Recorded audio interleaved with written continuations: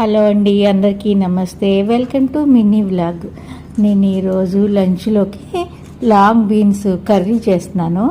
వీటిని అలసంద కాయలని కూడా అంటారు. ఇవి చాలా మంచిది హెల్త్కి. దీంట్లో ఫైబర్ ఎక్కువగా ఉంటుంది.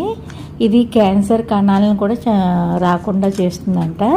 అలాగే గుండెకి కూడా చాలా మంచిదంటండి. వీటిని అలసంద కాయలని కూడా అంటారు.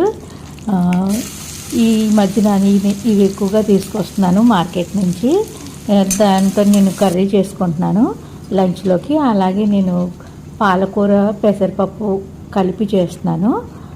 ఈరోజు మార్నింగ్ నేను లంచ్లోకి పప్పుని లాంగ్ బీన్స్ కర్రీ చేస్తున్నాను.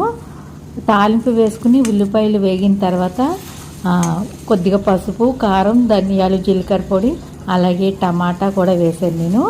మనం కట్ చేసుకున్న బీన్స్ కూడా వేసుకుని వాటర్ పోసి ఉడకనివ్వాలి దాన్ని. పప్పు అయితే రెడీ అయిపోయింది. స్టవ్ ఆఫ్ చేసేస్తున్నాను.